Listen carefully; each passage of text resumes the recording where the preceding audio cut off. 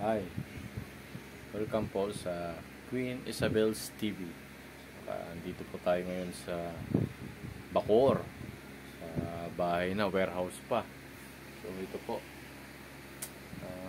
after ng 50 packs namin kanina, check out doon sa sa bisita namin kinasal. So umuwi po kami dahil ayan po, askaso naman po kami ng online namin dito. So ngayon, ito po yung mga parcel natin. Ayan po yung mga pipick upin. Shopee, ito yung Shopee.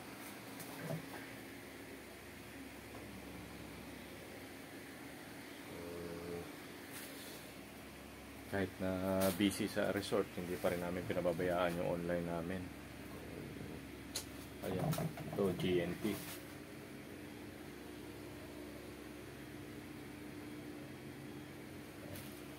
Yung mga i-deliver ko bukas.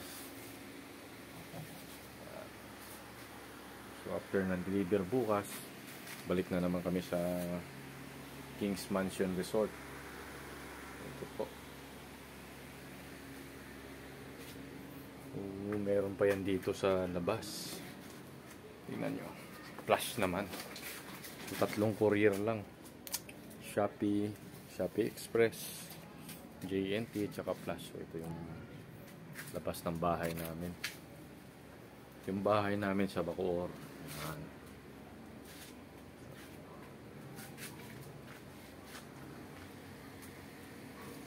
Sa taas kami natutulog. So dito sa baba, dito kami nagtatrabaho ng online namin. Yun, pag may bisita sa King's Mansion, yun, nandun din kami. Akyat naman kami. So ito yung flash namin.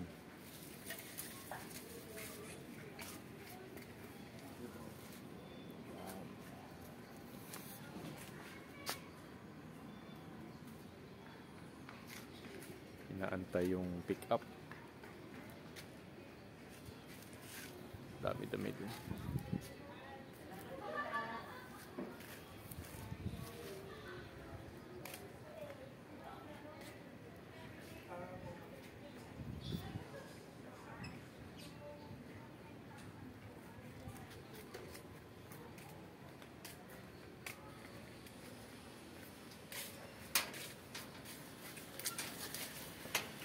Yan po ang labas ng bahay namin.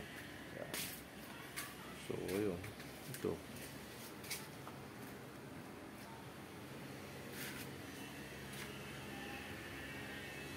Mga drum ng chlorine.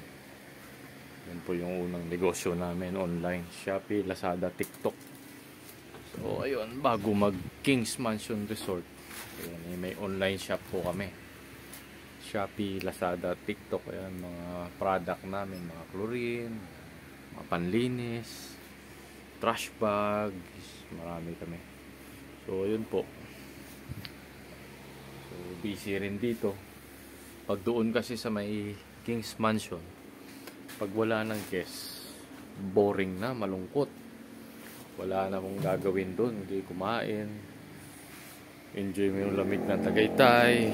Yun. Manood ng TV. So hindi ko kami sanay sa ganun. So, nahanap ng katawan namin yung trabaho. Ayun. Kaya yan. Pagkatapos doon, linis kami mga 3 oras. Linis ng mga kwarto. Dadalhin namin dito sa Bacoor yung mga bedsheet. So yung mga punda ng unan. Tapos ayan. Tapos, dadaanan na naman sa laundry, akyat na naman ang Tagaytay sa hapon.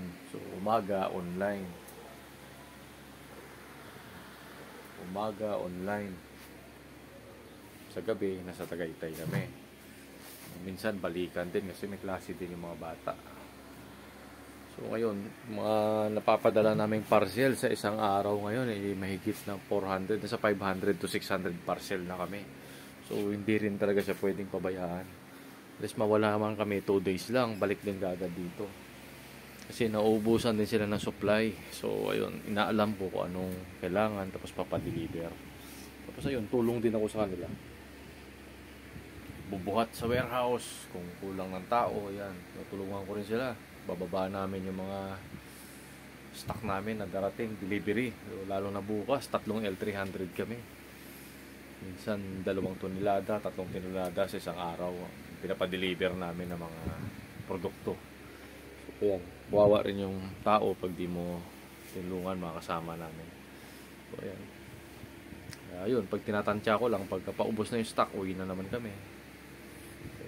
Timing din minsan walang guest sa King's Mansion Resort. Pero pag may guest, wala talagang magagawa dyan, kundi isusurvive nila rito kahit wala kami. So ganun din ako, pag wala sila, sinusurvive ko rin yung online. Ngayon, ayun, after ng troubleshooting ni Shopee nung December, kain siya ng kain ng ng ads.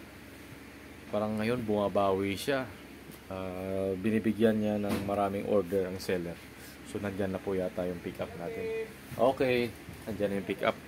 Okay. Kukunin nila yung Shopee? Ay, sige. Sige. Ayan po. So,